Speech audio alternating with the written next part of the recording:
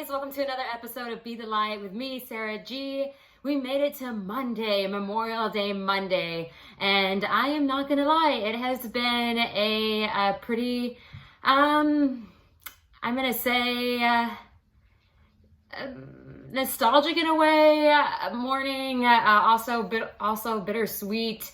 The last 12 hours, I've learned some saddening news, and I know it's Memorial Day, so a lot of us are reflecting on our family members or friends who have served in the military. And so thank you to all those people that are no longer with us. We wouldn't be here without y'all's commitment and service, or their commitment and service, I should say. But the last night I learned that one of my best friends in high school, her mother passed away from cancer. And although her and I have not spoken in quite a few years, when I learned the news of it last night, I was very, very heartbroken because her mother was a beautiful, beautiful, beautiful person. And so I just want to start off today's episode with just like a 10-second moment of silence for her and their family. And of course, I'm going to send love and strength their way, and flowers, God, as well. I mean, all the things. I wish I could be there at her service whenever that is soon. But yeah, I definitely just want to make sure that in her honor, because she was like a second mom to me while I was in high school. Her daughter and I, did everything together, played basketball. We were at each other's houses all the time. I wouldn't have gotten through high school if it wasn't for her and her family, especially her mother, and her dad is an amazing, amazing guy. They are a beautiful, beautiful family. So to you all, let's go ahead and just take that 10 seconds, a moment of silence for not only her, but for everyone that is no longer with us on this Memorial Day.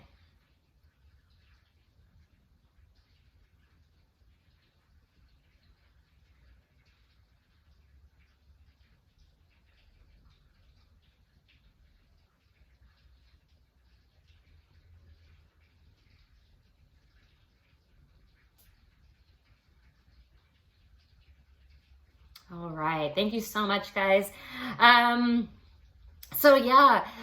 Today is Memorial Day. As a team, the guys they started their day earlier than usual. Normally when they go out to work, they start off with like a nice meeting that usually begins around like 10:30. And then they, hit the doors around like 1:30 to 9, but today, with it being Memorial Day, they decided to get out there just a little bit earlier and to end a little sooner. We're gonna have a barbecue at one of the houses. I'm excited to get over there, and I went to Sam's yesterday and just loaded up with all the goodies. One of our managers was like, make sure we have more than enough food. I'd rather have too much than too little. And I said, I love you, because that's the same attitude that I love to have. Like, I'd rather have way too much than too little, so you can always feel comfortable going up for seconds and thirds instead of being like, oh no, like there's not enough to share with everybody. I gotta be considerate of my portions. Like, there's no fun in that. So I had a lot of fun at Sam's yesterday, just throwing all the things in the cart and just preparing for today. It's gonna be a fun evening. I'm excited to see them all and celebrate once they get off the doors today. But since it is Memorial Day, I wanted to reflect on a veteran that is no longer with us, that was in my life for almost a decade. And shout out to Linda Hogwin. Actually, this man that I'm going to speak of, Grandpa Hogwin, was the grandfather of my previous boyfriend before Spencer. And while we were together, from the first moment I met him, he was always just the kindest, sweetest, funniest man. He truly loved me as his own. And I always loved and respected him. And so Grandpa Hogwin, I'm going to spend a little bit of time talking about him. He was a World War II veteran, which I absolutely loved.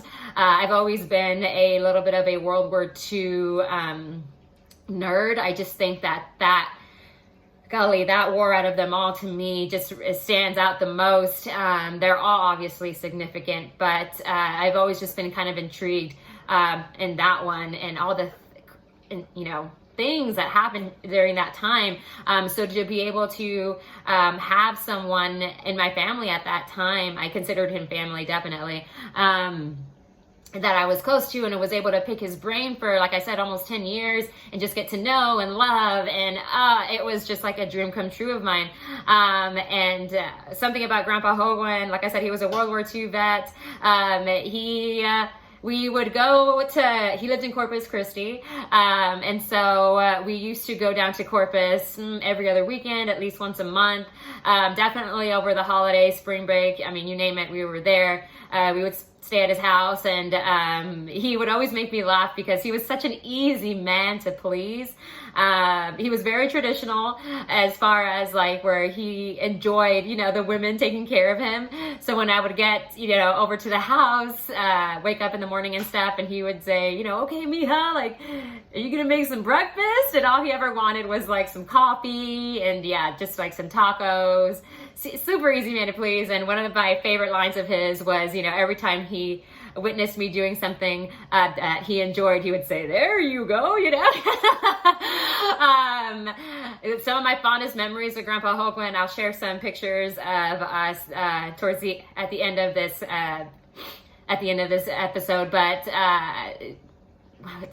every Christmas, Grandpa Hoagland was, he became predictable after a while, bless his soul. He loved to, he was a very giving person. Like I said, he always opened up his house to us when we were visiting, and he loved having us over and just, having us there with him to like watch movies and spend time with him. And, he loved to talk, which I loved. Like, he was very, very, very, very, very just generous and wise and gentle. And but anyway, every Christmas his thing was he loved to give me a chocolate covered cherries and either some perfume or jewelry on the side. So it was something that after a couple years I kind of realized the pattern. I would look forward to Christmases with him or the holidays because he would like I said, since he was older, he still took pride in, writing his handwritten cards, and I appreciated all those so much, and I actually still have all of them saved in storage back in Arizona. So he just a beautiful, beautiful man, and he had like this recliner in his living room that he loved to sit in. He would sit in his recliner, and we would sit on the couch, parallel to that, and we just, watch TV, movies, you name it. But I have a lot of very, very fond memories of Grandpa Hoagland. And so I am very honored to have met him and to have spent the time that I did with him, and just to have been a part of that family, for the period that I was. He definitely had an impact on my life. And so I just wanted to say thank you to Grandpa Hoagland, who was no longer with us. I was there when he passed away. So I feel very blessed to have been able to say goodbye to him and thank you. He lived a beautiful life. He passed away at the age of 98. I will never forget it. 98, God. And he, all the way to his last day, he was witty and on it, like nothing could get by him, and he was strong. I mean, this man was built like a rock. He was just such an incredible man. Grandpa Hoagland, I know, you're looking down on us and you take care of us all the time, but thank you for loving me the way you did. I love you, love you, love you forever and ever and ever. And so, so since we kind of are on this Memorial Day weekend, like I said, I wanted to send my condolences to the Cordova family, and then speak of Grandpa Hoagland on Memorial Day. And I personally, growing up, did not get to meet both of my grandparents on both sides. However, I was fortunate and blessed to have to be raised with my mom's parents, Maminda and Papa Sam. And although my grandfather was not a veteran, he was still an incredible man. And so I thought, on this day that we're remembering people I know it's Memorial Day, but my grandfather also played a huge role in my life. So this episode will be more of me just reflecting on the people who are no longer in my life, that basically my two grandpas that I have been able to have, Grandpa Hoagland and my own, and Papa Sam, that was my grandfather that I grew up with. I want to shift gears just a little bit over to Papa Sam, because he was, oh God, I don't know if I can do this without crying. I didn't think that would happen. Like I said, he wasn't a veteran, but that's okay. He was still a hero in my life for sure. And I'm sorry. I wear him around my neck every day. So one of these says Papa Sam, and on the back it has his dates that he was with us, and I carry him with me everywhere I go. And Papa Sam, just when you think, Papa Sam, he worked extremely hard his whole life. He definitely did not have the easiest upbringing. He was diagnosed, when I was younger, he's my godfather as well as my grandfather. And so I have a lot of pictures of us together as a child and growing up. And we always had this really, really great bond because, he was my grandfather. And I like to say there's a lot of him in my mother, and there's a lot of him in me.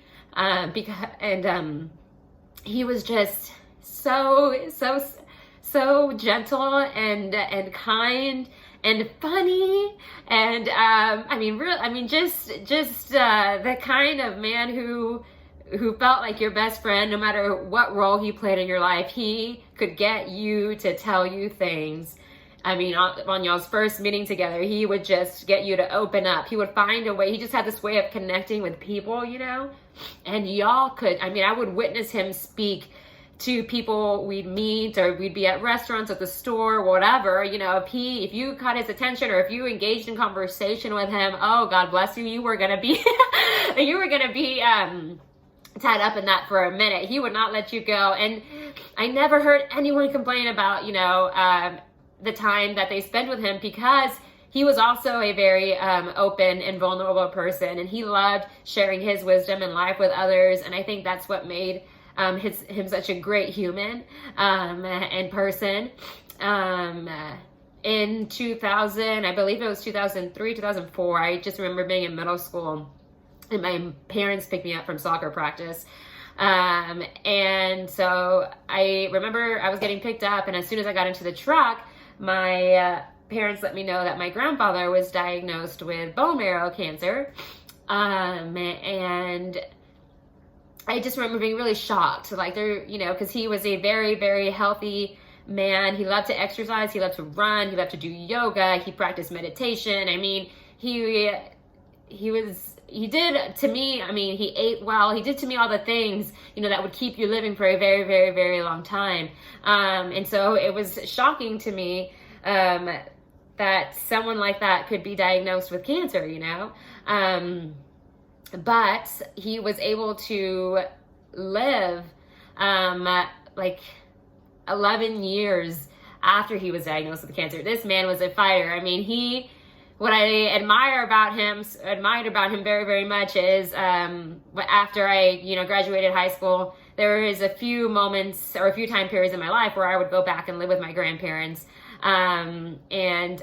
Those times are some of my favorite times. But obviously my grandfather had a lot of appointments to be at and stuff, doctor's appointments, visits, and I would drive him and my grandmother over there.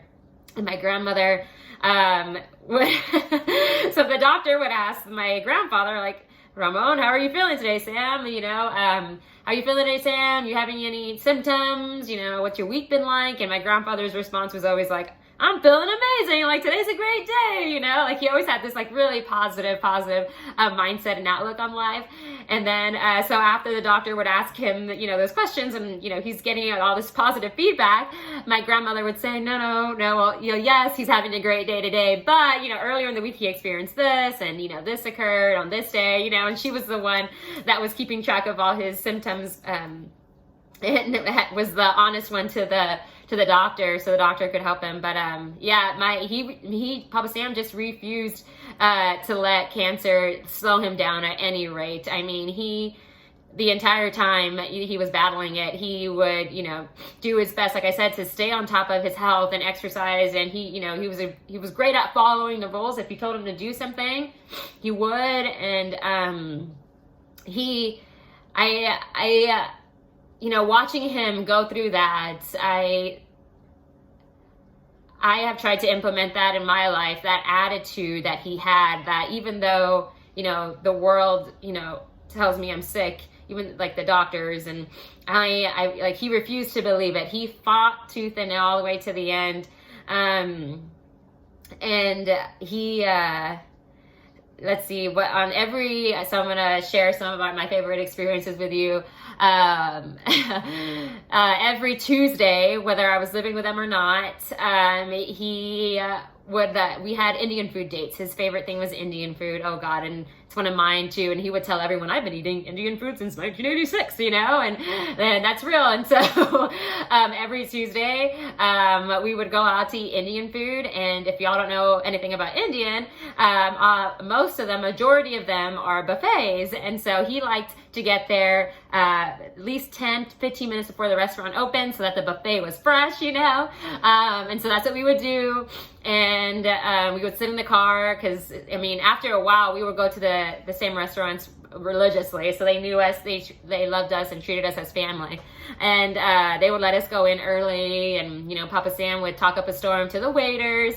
And this is what always cracked me up is, you know, they're buffets and him and I were the first ones in there. So I go in there and I fill my plate, and he started off behind me, you know, and I would make my way over to the table and I would put my plate down and I would turn back, you know, I'd be like, where's Papa Sam? And there he was still talking to the waiter. And I'm gonna be like, all right, well, my food might get cold, but whatever, I'm not gonna eat without Papa Sam. And then sure enough, the waiter knew, you know, he would just like kind of guide Papa Sam to the table, and through the buffet, because he knew I was waiting and that we were usually on a little bit of a time crunch. So they always had my back in that. And then Papa Sam would come and sit down, and I would love the way he would say grace, because it was very simple. And he would start off, you know, like, dear God, thank you for blessing us with this food. Thank you for bringing me here with my granddaughter. And then he would start listing every single one of our family members by name. So, I mean, imagine this. I'm already sitting down waiting to eat for him for like 10 minutes. He finally gets to the table. I'm so excited thinking that we're going to dig in. And nope, now we got to say grace. It's another 5 minutes, because he would go down the line. I'm not even kidding. Please bless my wife. Please bless my daughter Ileana, my son Carlos, my daughter Marissa. He would name all the grandchildren. I mean, oh Lord, I loved him. So that was something that would crack me up about Papa Sam. Another memory that I share with a lot of people is when I was in college, community college. I was going to school full time, and then afterwards, you know, he would pick me up. This was prior to me having my own vehicle. He would pick me up and take me directly to work. And every time I was done with class, he would have lunch for me in the truck waiting when he would pick me up. And that was always so sweet. He would stop and get me like a sandwich, and he knew exactly my order, and he would be like, hey, you know, here you go, kid. And I know my grandmother helped him with that. She would write it down, and then he would go get it. He'd pick me up. But once a week during those time periods, there was this place, I don't know if it's still around, downtown by SAC in San Antonio. There was this place called Sandwich Garden, and God, he would say when we'd go eat there, it's a treat, because like I said, he was a very health conscious man. And so, you know, Sandwich Garden, as delicious as it was, they would, you know, load your sandwich with all like all the melted cheeses and the sauces and it was just like this sandwich would just melt in your mouth. And so the calorie intake on it was a little more anymore, which is why Papa Sam would say it was a treat, because he would say, we can't spoil ourselves with this all the time. We'll get this every once in a while. So yeah, he instilled, that, physical activity in me. He instilled, eating right, and just being someone who, when faced with an obstacle, how to overcome it was really with your mindset and your attitude. Like, how do you face adversity? How do you face the tough times that you go through? And that I admired about him very, very much. I mean, I know that he was in pain a lot of the times, especially, in the latter years of his life, but he always just did his best, to smile, make a joke about it, just not think about it too much or take it too seriously. I mean, he was such a beautiful man, my grandfather. I love you, Papa Sam.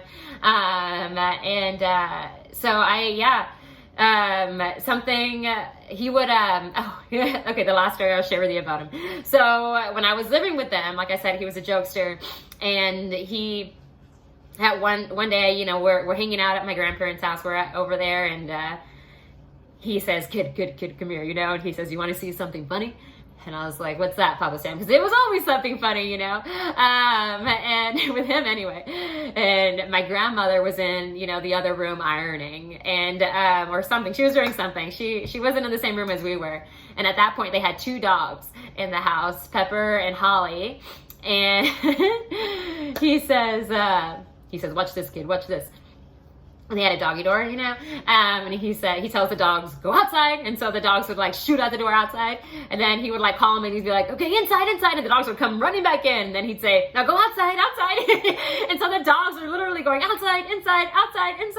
And then after a while, you could hear my grandmother, she says, Sam, and that's all he was doing it for. He just wanted to get a little reaction out of her. And so, because she knew that he was just playing with the dogs, just making him look silly. But he would crack him up, and he would just grab me and start laughing, and I would just, look at him like, oh, Papa Sam, you're such a riot. You gotta watch. I gotta keep my eyes on you. So yeah. To both of my grandpas, I'm going to say that, to Grandpa Hogan and Papa Sam, who are no longer with us, thank you so much.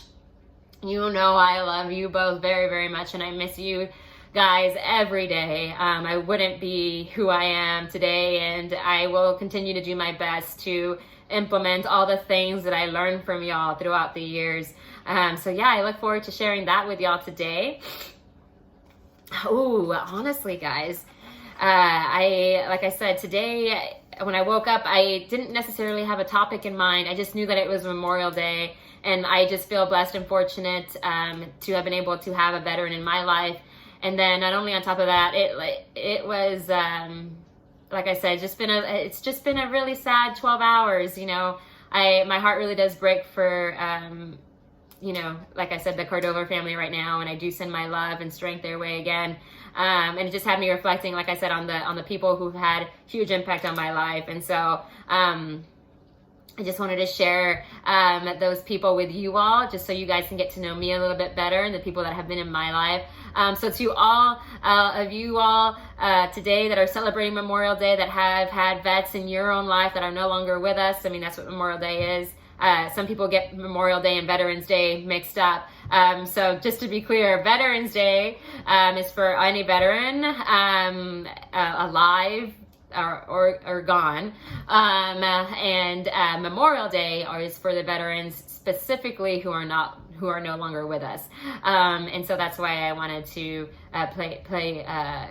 pay tribute to Grandpa Hogan. So I hope everyone has a great Memorial Day. We do have Giveaway Monday today. Before I get to Giveaway Monday, did y'all get to watch the podcast that I shot yesterday with DJ Stevie? Wasn't that so fun? Again, thank you so much, DJ Stevie, for having me on there. You're the absolute best. He is so great, guys. I mean, I was not expecting him to be that great. I mean, not that great, but I was not expecting him to be I should have. He was perfect. But he just like really, like, what I'm trying to say is he really just blew my mind. I was like, golly, like he was so organized. Like he had great questions, and I know that we could have easily continued to talk for much, much longer. But he was very respectful of my time. Unfortunately, right now or yesterday, I didn't have too much time, but we had already been postponing quite a bit, and I didn't want to postpone one more time. Just because he's been so great as far as being flexible with my schedule. Yeah, I had an appointment yesterday that I had to get to, but yeah, DJ Stevie, thank you so much for your time and your questions and your energy and your love. And I'm really looking forward to doing another one with you. You are truly a great speaker, a great conversationalist. Your podcast, I hope that you continue to do them because you're so good at it. On top of being a DJ, I mean, you're just so great at everything that you put your mind to. And like I said, you really just blew my mind away. I was like, I know this guy's going to be great, but you were just like, boom, fantastic. So thank you for being, putting in the work and just being the person that you are. So yeah, let's go ahead and wrap this baby up. We are going to get to Giveaway Monday. I'm excited for that. Honestly, I thought I had put my names in a bowl and I haven't. So I am going to pause this really quick. Let's go ahead and while I'm doing this, I'm going to play some pictures for you all of the people that I just spoke about, and then we'll be back in a second.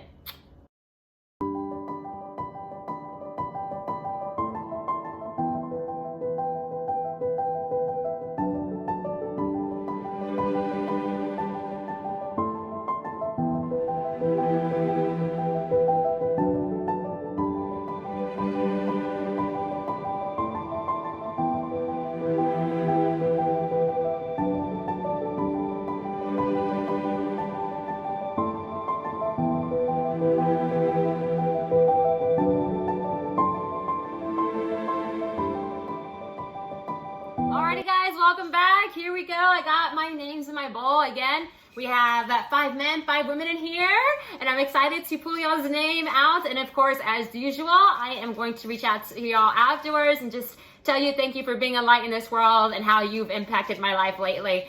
So here we go, shaking her up, and here, I always want to show y'all proof. They're all in there. All right, here we go. Here we go. And the winner today is, drum roll, Jose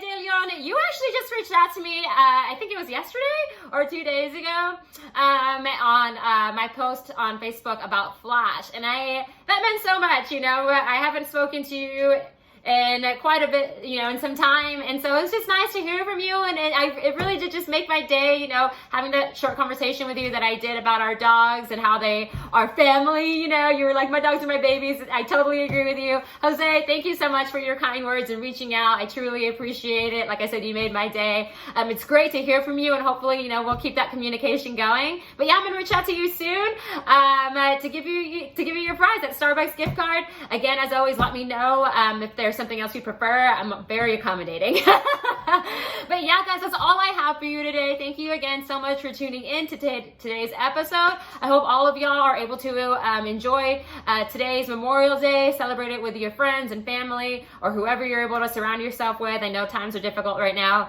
but yeah, just have a great day overall. And as always, continue to be the best light that you can be in your life and everyone else's you surround yourselves with. I'm proud of you. I love you. And I cannot wait to catch up with you on Friday. We'll see you soon, guys. Bye-bye.